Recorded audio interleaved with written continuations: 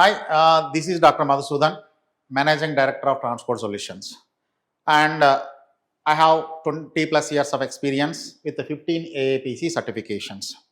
Today, we are going to discuss about CPC certification. See, what is mean by CPC certification? ఎవరు conduct చేస్తారు ఈ ఎగ్జామ్ని, అందులో ఎన్ని క్వశ్చన్లు ఉంటాయి, పాస్ అవ్వాలంటే ఎంత స్కోర్ చేయాలి, all these things today we'll discuss. So in our previous video, we discussed about what is mean by medical coding, what are the responsibility of a medical coder, and medical coding lo work ela untadi, career growth ela untadi, all these things we discussed already. Today we are going to discuss about a CPC certification. So what is CPC? That is Certified Professional Coder. CPC means Certified Professional Coder. This is an examination conducted by AAPC.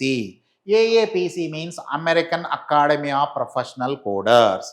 Our organization, that is Transport Solutions, is an approved, it is approved by AAPC. It is an approved organization. Now I will divide this CPC exam into 3 parts. So ఏంటి 3 parts అంటే before 2022లో exam ఎలా ఉండేది, 2022లో exam ఎలా convert అయింది, after 2022 ఇప్పుడు exam ఎలా ఉంది. This is now exam. See before 2022 150 questions ఉండేటివి. How many questions? 150 questions. All are multiple choice questions only. అన్ని క్వశ్చన్స్ కూడా multiple choice questions. A, B, C, D అని 4 ఆప్షన్స్ ఉంటాయి. And you need to choose 1 option. And pass అవ్వాలంటే exam you need to score 70% or 105 questions out of 150 questions. అంటే 150 questions అయితే 105, అందులో 70% అంటే 105 questions వస్తాయి. ఇది ఆఫ్లైన్ ఎగ్జామ్, ఆన్లైన్ ఎగ్జామ్ కాదు, ఆఫ్లైన్ ఎగ్జామ్. ఎగ్జామ్ సెంటర్కి వెళ్తే మీకు పేపర్ ఇస్తారు, ఆ పేపర్లో మీరు ఎగ్జామ్ రాయాల్సి ఉంటుంది. 2022 before I'm saying. It is OMR based. OMR ఫిల్ చేస్తాం కదా మనం, అలా OMR based. No negative marks. Negative marks ఉండవు. మీకు ఏమీ తెలియకపోతే ఏదో ఒకటి పెట్టి వస్తే తగిలితే తగులుతుంది, లేకపోతే లేదు. కానీ ఏమీ పెట్టలేదు అనుకోండి, డెఫినెట్గా అది రాంగే అవుతుంది కదా. అందుకని నెగిటివ్ మార్క్స్ లేదు కాబట్టి మన అదృష్టాన్ని కూడా మనం పరీక్షించుకోవాలి. ఏదో ఒకటి పెడితే తగలడానికి కూడా పాసిబిలిటీ ఉంటుంది. Open book exam. ఇంతకుముందు నేను మీకు చూపించాను, ఇప్పుడు మళ్ళీ చూపిస్తాను books. 3 books will be given to you in the exam hall. So these 3 books will be given to you in the exam hall. నేను మళ్ళీ ఇదే వీడియోలో మీకు ఈ బుక్స్ ఏంటి అనేది సపరేట్గా చూపిస్తాను. ఈ 3 బుక్స్ మీకు ఎగ్జామ్ హాల్లో ఇస్తారు. ఈ 3 బుక్స్ను చూసి మీరు ఎగ్జామ్ రాయాల్సి ఉంటుంది. It is an open book exam. And coming to the duration, ఇది వెరీ ఇంపార్టెంట్ అండి. డ్యూరేషన్ ఈజ్ 5 hours 40 minutes, అంటే almost 6 hours. You will be staying in the exam hall for about 6.5 to 7 hours. ఇది మనం ఇంతవరకు వినని విషయం.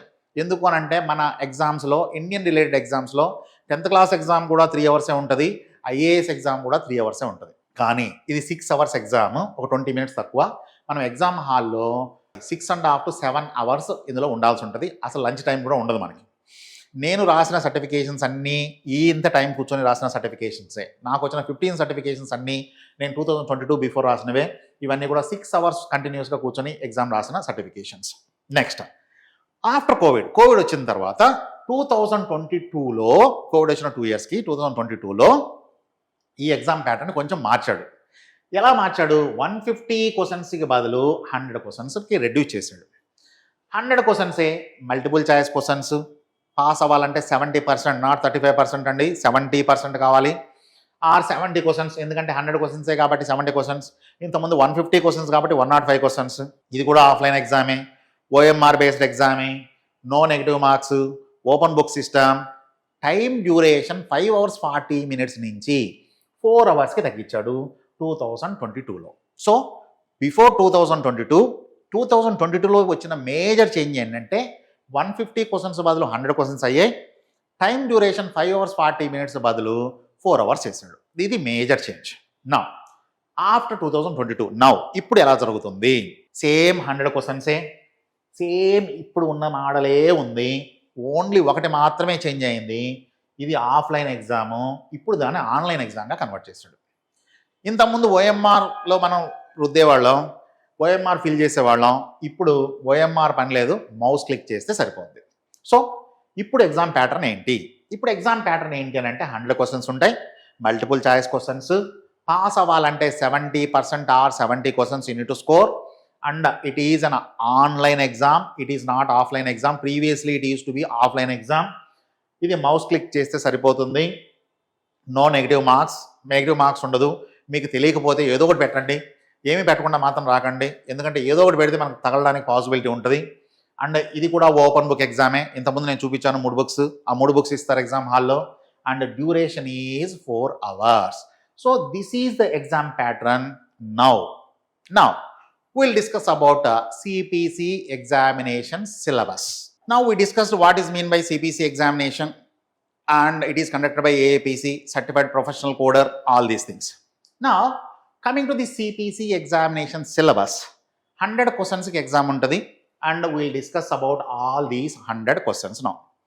Out of 100 questions, medical terminology nunchi 4 questions vastayi. Each question ki oka mark untadi. 4 questions means 4 marks. దాని తర్వాత anatomy నుంచి 4 questions వస్తాయి, 4 marks. దాని తర్వాత ICD 10 CM. ICD 10 CM, this is the book అండి. ఇది బుక్ చూసారా ఎంత ఉందో, కానీ దీంట్లోంచి వచ్చే క్వశ్చన్లు ఎన్ని 5. So this is the book, ఇది బుక్. ఇంత పెద్ద బుక్ నుంచి ఎన్ని క్వశ్చన్లు వస్తాయి అని అంటే ఓన్లీ 5 క్వశ్చన్స్. బట్ 5 క్వశ్చన్స్ కోసం కాదు మనం దీన్ని చదివేది.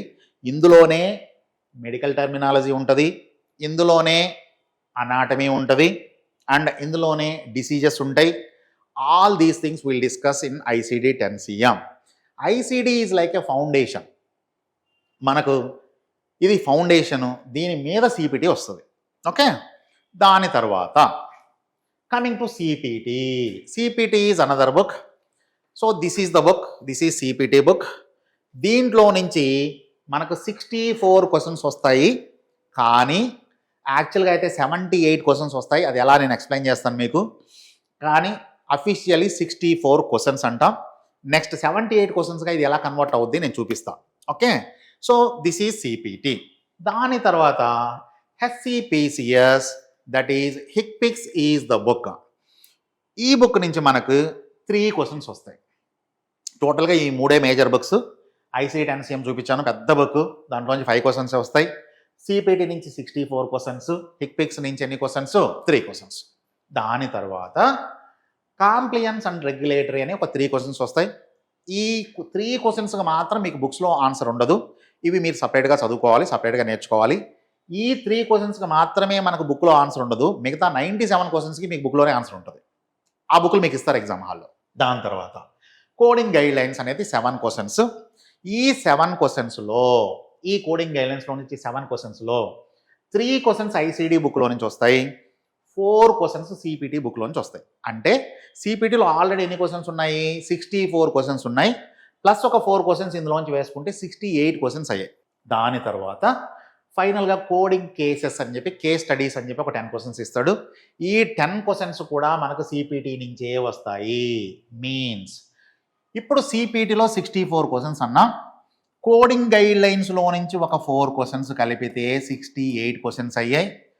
అండ్ కేస్ స్టడీస్ నుంచి ఒక 10 క్వశ్చన్స్ కలిపితే 78 క్వశ్చన్స్ అయ్యాయి సిపిటి బుక్ నుంచి. మనం పాస్ అవ్వాలంటే ఎంత కావాలండి, 70% సరిపోద్ది. అంటే సిపిటి బుక్ ఎంత ఇంపార్టెంటో మీకు ఇప్పుడు దీన్ని బట్టి అర్థమవుతుంది. సిపిటి నుంచే మనకి ఎక్కువ స్కోరు, 78 క్వశ్చన్స్ వరకు సిపిటి నుంచి రావడానికి పాసిబిలిటీ ఉంది. Okay, now we discuss about CPC examination fees that is payable to AAPC, not to transcode. Okay, it is payable to ఏఏపిసి.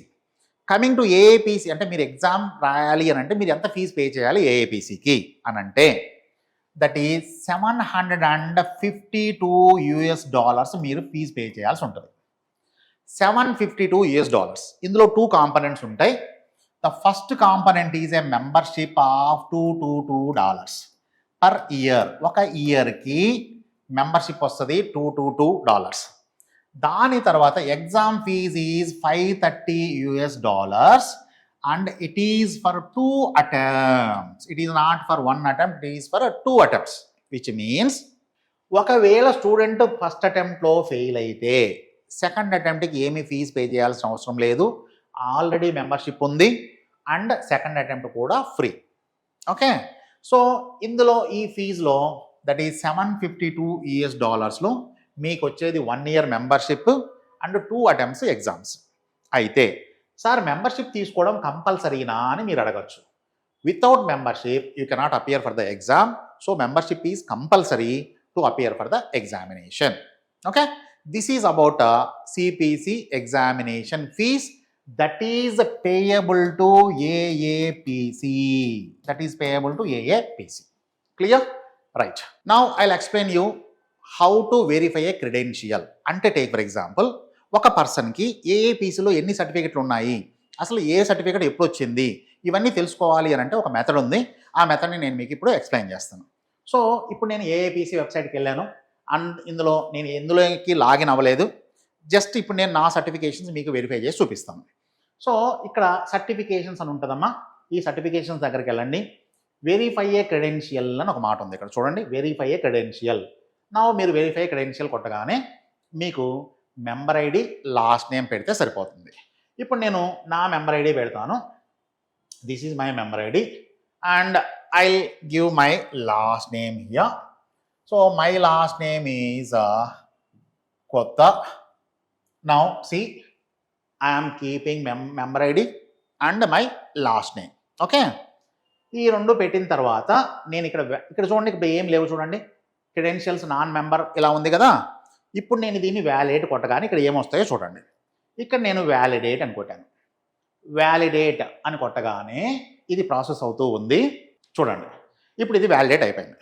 ఈ వ్యాలిడేషన్లో ఇక్కడ చూడండి, ఈ పర్టికులర్ పర్సన్కి, ఈ మెంబర్ ఐడి ఉన్న పర్సన్కి ఏమేమి సర్టిఫికేషన్లు ఉన్నాయి, ఈ సర్టిఫికేషన్లన్నీ ఏ ఏ డేట్లో వచ్చాయి, దానికి రెన్యువల్ డేట్ ఏముంది, ఆ సర్టిఫికేషన్లు యాక్టివ్ ఉన్నాయా లేదా, ఇవన్నీ క్లియర్గా తెలిసిపోద్దండి. ఇప్పుడు చూడండి, నాకు CPC certification, if you can see this CPC certification here. ఈ సిపిసి సర్టిఫికేషన్ నాకు 2008లో వచ్చింది. ఇది ఎప్పటి వరకు వ్యాలిడ్? 2026 వరకు వ్యాలిడ్. అప్పుడు నేను మళ్ళీ దాన్ని రెన్యువల్ చేయించుకుంటే సరిపోతుంది. ఇలా డిఫరెంట్ సర్టిఫికేషన్స్ ఏ ఏ డేట్లో వచ్చాయో మొత్తం తెలిసిపోద్ది. నేను మీకు చెప్పే ఒకే ఒక అడ్వైజ్ ఏంటంటే, మీరు ఏదైనా ట్రైనింగ్ ఇన్స్టిట్యూట్కి వెళ్ళినప్పుడు ఆ ఇన్స్టిట్యూట్లో ఫ్యాకల్టీ ఎవరో అని అడుగుతారు. వాళ్ళు ఇమ్మీడియట్గా మీకు చెప్పే మాట, మా ఫ్యాకల్టీకి 10 years ఎక్స్పీరియన్స్, మా ఫ్యాకల్టీకి 20 years ఎక్స్పీరియన్స్, మా ఫ్యాకల్టీకి ఆ సర్టిఫికెట్లు ఉన్నాయి, మా ఫ్యాకల్టీకి ఈ సర్టిఫికెట్లు ఉన్నాయి. ఇవన్నీ కాదు.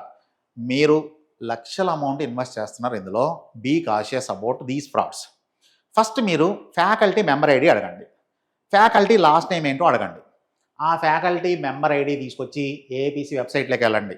మీరు ఏం లాగిన్ అవ్వాల్సిన అవసరం లేదు. జస్ట్ సర్టిఫికేషన్స్ దగ్గరికి వెళ్ళండి, అందులో వెరిఫై క్రెడెన్షియల్ ఉంటుంది, దాన్ని క్లిక్ చేయండి. క్లిక్ చేసిన తర్వాత వాళ్ళు ఏదైతే ఐడి ఇచ్చారో ఆ ఐడి ఇక్కడ పెట్టండి, అలా లాస్ట్ నేమ్ ఇక్కడ పెట్టండి, వ్యాలిడేట్ అని కొట్టండి. వ్యాలిడేట్ అని కొట్టండి. 6 నెలల క్రితం సర్టిఫికేషన్ వచ్చిన వాళ్ళు కూడా ఇప్పుడు ఫ్యాకల్టీ. ఓకే, వాళ్ళు చెప్పేదేమో 10 years ఎక్స్పీరియన్స్ అని. సో ఇలాంటి ఫ్రాడ్స్ అంటే ఈ బ్యాచ్లో స్టూడెంట్, నెక్స్ట్ బ్యాచ్లో ఫ్యాకల్టీ. సో ఇలాంటివన్నీ మీరు అవాయిడ్ చేయాలి అని అంటే ఫస్ట్ ఆఫ్ ఆల్ ఈ మెథడ్ నేర్చుకోండి. ఎక్కడికి వెళ్ళినా కూడా ఫస్ట్ ఆ మెంబర్ ఐడి తీసుకోండి, దాని తర్వాత లాస్ట్ నేమ్ తీసుకోండి, ఇలా వెరిఫై చేసుకోండి. మీరే కంక్లూజన్కి రండి. అసలు ఆ ఫ్యాకల్టీకి ఎన్ని ఏళ్ళ ఎక్స్పీరియన్స్ ఉంది ఏంటి మొత్తం మీకు తెలిసిపోతుంది. ఓకే, సో నేను మీకు ఇచ్చే అడ్వైస్ ఒకే ఒకటి, మీరు లక్షల అమౌంట్ ఇన్వెస్ట్ చేస్తున్నారు కాబట్టి మీరు మోసపోకండి. ఇలా వెరిఫై చేసుకొని మాత్రమే జాయిన్ అవ్వండి. Thank you very much.